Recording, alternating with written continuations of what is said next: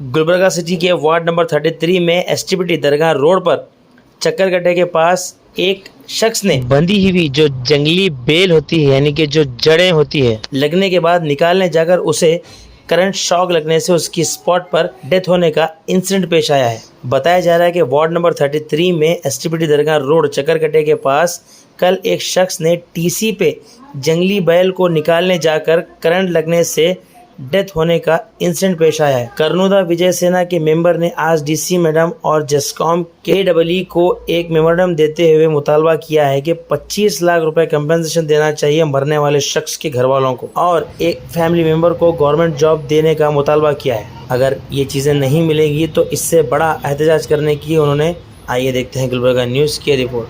This video is sponsored by Max Multi-Speciality Hospital, 24/7 emergency trauma and critical care center with advanced services located at Hagarga Circle, Ring Road, Gulbarga. ಮೊನ್ನೆ ಕಲಬುರಗಿ ನಗರದ 33 ward number ಅಲ್ಲಿ ಒಂದು ಅಪಘಾತ ಆಗಿರುತ್ತೆ.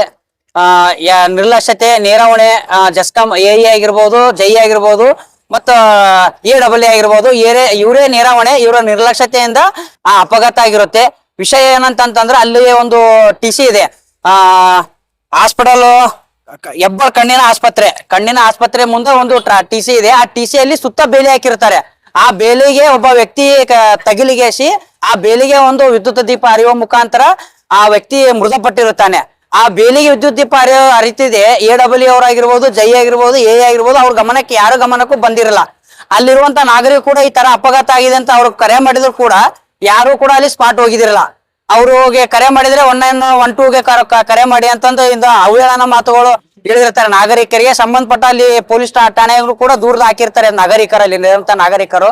ಆ ನಾಗರಿಕರು ಹಾಕಿರೋ ಕೂಡ ಅಲ್ಲಿರುವಂತ ಸಿಬ್ಬಂದಿ ಪೊಲೀಸ್ ಸಿಬ್ಬಂದಿ ಕೂಡ ಸ್ಪಾಟ್ ಹೋಗಿದ ಸಂಬಂಧಪಟ್ಟ ಜೈಗಳಿಗೆ ಫೋನ್ ಮಾಡಿದ್ರು ಕೂಡ ಯಾವುದೇ ಕೂಡ ರೆಸ್ಪಾನ್ಸ್ ಮಾಡಿರಲ್ಲ. ಈ ಘಟನೆ ಆಗಿದ್ದು 10:30 ಗಂಟೆಗೆ.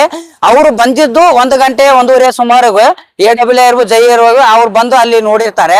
ಸೊ ಹಾಗಾಗಿ ಇವರ ವಿಫಲತೆ, ಇವರ ಅಧಿಕಾರ ದುರ್ಬಳಕೆ ಇಂದ ಈ ಒಂದು ಮೃತಪಟ್ಟ ವ್ಯಕ್ತಿ ಜಾವೀದ್ ತಂದೆ ಅಮಿತ್ ಸಾಬ್ ಎಂಬ ವ್ಯಕ್ತಿ ಅಲ್ಲಿ ಮೃತಪಟ್ಟಿರುತ್ತಾನೆ. ಇದು ಸಂಪೂರ್ಣ ಮೃತಪಟ್ಟಂತ ವ್ಯಕ್ತಿ ಕೇರ್ಲೆಸ್, ಸಂಪೂರ್ಣ ನೇರ ಜವಾಬ್ದಾರಿ ಜಸ್ಕಾಂ AE ಆಗಿರ್ಬೋದು, AEE ಆಗಿರ್ಬೋದು, ಇವರೇ ಇದಕ್ಕೆ ನೇರ ಹೊಣೆ. ಈ ಹೊಣೆಗೆ ಅವರೇ ಕಾರಣ. ಮೊನ್ನೆ ನಮ್ಮ ಇವರು ಮಾನ್ಯ ವ್ಯವಸ್ಥಾಪಕರ ನಿರ್ದೇಶಕರಿಗೆ ನಾವು ಈಗಾಗಲೇ ಮನವಿ ಪತ್ರ ಸಲ್ಲಿಸಿದ್ದೇವೆ. ಈ ವ್ಯಕ್ತಿಗಳಿಗೆ AE ಆಗಿರ್ಬೋದು, ಜೈ ಆಗಿರ್ಬೋದು, ಮತ್ತು AEE ಆಗಿರ್ಬೋದು, ಈ ವ್ಯಕ್ತಿಗಳಿಗೆ ಕೂಡಲೇ ಅಮಾನತುಗೊಳಿಸಬೇಕು ಮತ್ತು ಮೃತಪಟ್ಟಂತಹ ಕುಟುಂಬಕ್ಕೆ 25 ಲಕ್ಷ ರೂಪಾಯಿ ಪರಿಹಾರ ನೀಡಬೇಕು.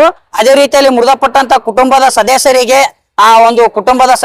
ಒಂದು ನೌಕರಿ ಅನುಕಂಪದ ನೌಕರಿ ಸೇರ್ಪಡೆ ಮಾಡಬೇಕೆಂದು ನಮ್ಮ ಈ ಒಂದು ಬೇಡಿಕೆ, ಮೃತಪಟ್ಟಂತಹ ಕುಟುಂಬದ ವ್ಯಕ್ತಿಗಳ ಬೇಡಿಕೆ. ಅವರ ಧ್ವನಿಯಾಗಿ ಇವತ್ತಿನ ದಿನ ಕರ್ನಾಟಕ ವಿಜಯ ಸೇನೆ ನಿಂತಿದೆ.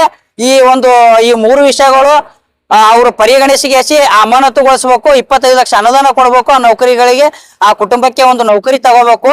ಒಂದು ವೇಳೆ ಏನಾದ್ರೂ ಮಾನ್ಯ ಈಗಾಗಲೇ ವ್ಯವಸ್ಥಾಪಕರು ಕೊಟ್ಟಿದೆ, ಒಂದು ವೇಳೆ ಯಾರಾದರೂ ಇದಕ್ಕೆ ನಮ್ಮ ಮನವಿ ಪತ್ರ ಪರಿಗಣಿಸದೆ ಇದ್ದಲ್ಲಿ ನಾವು ಮುಂಬರುವಂತ ದಿನಗಳಲ್ಲಿ ಆ ಕಚೇರಿಗೆ ಮುತ್ತಿಯಾಗಿ ಹಾಕುವ ಮುಖಾಂತರ ನಾವು ಮುಂಬರುವಂತ ಉಗ್ರ ಹೋರಾಟ, ಸಹಸ್ರ ಸಂಖ್ಯೆಯಲ್ಲಿ ಉಗ್ರ ಹೋರಾಟ ಮಾಡುವುದು ಅನಿವಾರ್ಯವಾಗುತ್ತೆ ಎಂದು ಮಾಧ್ಯಮ ಮುಖಾಂತರ ಹೇಳ್ತೇನೆ. ಇದು ರಾತ್ರಿ ಸುಮಾರು 10:30 ಗಂಟೆಗೆ ಆಗಿರೋದು.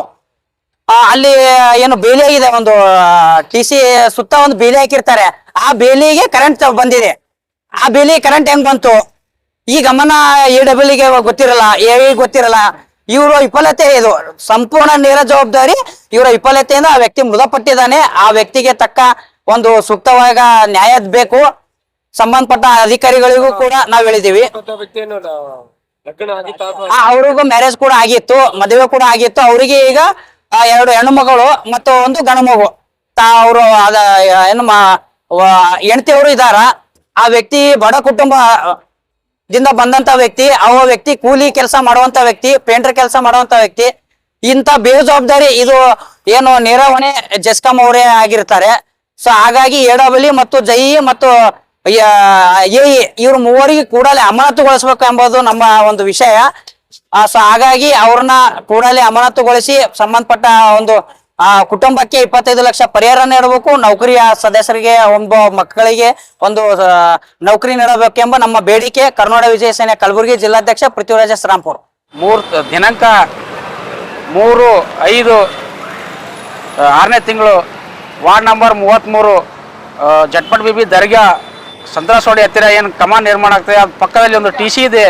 ಆ ಟಿ ಸಿಯಲ್ಲಿ ರಾತ್ರಿ ಒಬ್ಬ ಜಾವೀದ್ ಸಾಬ್ ಅಮೀನ್ ಸಾಬ್ ತಂದೆ ಒಬ್ಬ ವ್ಯಕ್ತಿ ಮಳೆ ಬರ್ತಾ ಇದ್ದಂದರೆ ಆ ವ್ಯಕ್ತಿಯಲ್ಲಿ ಅಲ್ಲಿ ಬಾಜು ಟಿ ಸಿ ಪಕ್ಕದಲ್ಲಿ ಹೋಗ್ತಾ ಇದ್ದಾನೆ. ರಾತ್ರಿ ಅಲ್ಲಿ ವಿದ್ಯುತ್ ಸ್ಪರ್ಶ ಆಗಿ ಆ ಕರೆಂಟನ್ನು ನಿರ್ಲಕ್ಷ್ಯ ಆಗಿ ಆ ವ್ಯಕ್ತಿ ಮೃತಪಟ್ಟಿರ್ತಾರೆ. ಅದಕ್ಕೆ ಸ್ಪಾಟ್ನಲ್ಲಿ ಅವರು ಬಾಜುದು ಹತ್ತಿರ ಯಾರು ಏನೋ ವ್ಯವಸ್ಥೆ ಮಾಡಕತ್ತೆ ದಾಖಲೆ ಕೂಡ ಕೊಂಡು ಸರ್ಕಾರಿ ಆಸ್ಪತ್ರೆಗೆ ಅಲ್ಲಿ ರಸ್ತೆ ಮಧ್ಯೆ ಹೋಗ್ತಾ ಇದ್ದಲ್ಲಿ ಅವ್ರ ಪ್ರಾಣ ಹೋಗಿರ್ತದೆ. ಅದಕ್ಕೆ ಈ ಜಸ್ಕಾಂ ಅಧಿಕಾರಿಗಳು ಪೂರ ನಿರ್ಲಕ್ಷ್ಯಕ ವಹಿಸದಂಥ ಅಧಿಕಾರಿಗಳು ಪೂರ ನಿರ್ಲಕ್ಷ್ಯ. ಅಲ್ಲಿ ಯಾಕಪ್ಪ ಅಂದರೆ ಆಜು ಬಾಜು ನೋಡಿದ್ರೆ ಎಲ್ಲ ನೋಡಿ ಸ್ಪಾಟ್ ನೋಡಿದ್ರೆ ಮೊನ್ನೆ ನಾವು ಇಲ್ಲಿ ನಿರ್ಲಕ್ಷ್ಯ ಹೋಗಿದ್ದಾರೆ. ಇವ್ರಕ್ಕೆ JE ಆಗಿರ್ಬೋದು, AAA ಆಗಿರ್ಬೋದು, ಎಕ್ಸಿಕ್ಯೂಟಿವ್ ಡಬಲ್ ಆಗಿರ್ಬೋದು, A ಆಗಿರ್ಬೋದು, ಇವ್ರು ಜಸ್ಕಾಂ ಅಧಿಕಾರಿಗಳು ಪೂರ ನಿರ್ಲಕ್ಷ್ಯ ವಹಿಸಿದ್ದಾರೆ. ಇವ್ರ ಕೂಡಲೇ ಕಾನೂನು ಕ್ರಮ ಇವತ್ತು ಜರುಗಿಸ್ಬೇಕು. ಹಾಗೂ ಮತ್ತು ಈಗಾಗಲೇ ನಾವು ಮಾನ್ಯ ವ್ಯವಸ್ಥಾಪಕ ನಿರ್ದೇಶಕ ಗುಲ್ಬರ್ಗ ಸರಬರಾಜು ಇಲಾಖೆ ಕಲಬುರಗಿ ನಿಗಮ ಕಚೇರಿಗೆ ಒಂದು ಮನವಿಯನ್ನು ಕೊಟ್ಟಿದ್ದೆ MD ಅವ್ರಿಗೆ. ಅವರು ಕೂಡ ಯಾವ ಕಾನೂನು ಕ್ರಮ ಜರುಗಿಸಿಲ್ಲಪ್ಪ ಅಂದರೆ ಅವ್ರು 10 ದಿವಸ ನಾವು ಗಡುವು ಕೊಟ್ಟಿದ್ದು. ಇವ್ರು ಕೂಡ ಯಾರು ತನಿಖೆ ಆಗಬೇಕು, ತನಿಖೆ ಮಾಡಿಕೆ ಇವರನ್ನು ಅಮಾನತುಗೊಳಿಸಬೇಕು. ಆ ಬಡ ಕುಟುಂಬಕ್ಕೆ ಒಂದು ಸರ್ಕಾರದಿಂದ 25 ಲಕ್ಷ ರೂಪಾಯಿ ಪರಿಹಾರ ಘೋಷಣೆ ಮಾಡಬೇಕು. ಅದ್ರ ಜೊತೆಗೆ ಒಬ್ಬ ಕುಟುಂಬ ಸದಸ್ಯರಿಗೆ ಸರ್ಕಾರಿ ನೌಕರಿ ನೇಮಕ ಮಾಡಬೇಕಂತ ನಮ್ಮ ಬೇಡಿಕೆ ಇದೆ. ಹಾಗೂ ಮತ್ತು ಇನ್ನೊಂದು ಕಲಬುರಗಿಯಲ್ಲಿ ಜಿಲ್ಲಾ ಉಸ್ತುವಾರಿ ಸಚಿವರಿದ್ದಾರೆ, ಕಲಬುರಗಿಯಲ್ಲಿ ಜಿಲ್ಲಾ ಉಸ್ತುವಾರಿ ಸಚಿವರಿದ್ದಾರೆ. ಅವರು ಕೂಡ ಅವ್ರಿಗೆ ನಾವು ಮನವಿ ಮಾಡ್ಕಪ್ಪ ಏನಪ್ಪ ಅಂದರೆ ಜಸ್ಕಾಂ ಅಧಿಕಾರಿಗಳನ್ನು MD ಹಿಡ್ಕೊಂಡು AAA ಮತ್ತು JE ಮತ್ತು ಅಸಿಸ್ಟೆಂಟ್ ಇಂಜಿನಿಯರ್ ಕೂಡ ಇವತ್ತು ನಿರ್ಲಕ್ಷ್ಯ ವಹಿಸಿದ್ದಾರೆ ಕಲಬುರಗಿಯಲ್ಲಿ. ಈಗಾಗಲೇ ಮತ್ತೆ 3-4 ತಿಂಗಳಿಂದ ಕಲಬುರಗಿ ಕೇಂದ್ರ ಬಸ್ ನಿಲ್ದಾಣದಲ್ಲಿ ಇವತ್ತು 14 ವರ್ಷದಿಂದ ಹುಡುಗ ಮೃತಪಟ್ಟಿದೆ. ಅದಕ್ಕೆ ಜವಾಬ್ದಾರಿ ಹೊಣೆಗಾರ ಯಾರು? ಇವತ್ತು ವಿದ್ಯುತ್ ಸರಬರಾಜು ಇಲಾಖೆದವರು ನೇರ ಹೊಣೆಗಾರಿದ್ದಾರೆ. ಅದಕ್ಕೆ ನಾವು ಜಿಲ್ಲಾ ಉಸ್ತುವಾರಿ ಸಚಿವರು ಕೂಡ ಅವ್ರು ಮನವಿ ಮಾಡ್ಕೋತೀವಿ. ಇವ್ರು ಯಾರ್ಯಾರು ತಪ್ಪಿಸ್ತಾ ಇರ್ತಾರೆ ಅವರು ಕೂಡಿ ಕಾನೂನು ಕ್ರಮ ಜರುಗಿಸ್ಬೇಕಂತ, ಅವ್ರು ಅಮಾನತುಗೊಳಿಸ್ಬೇಕಂತ 10 ದಿವಸ ಗಡುವು ಕೊಡ್ತೇವೆ.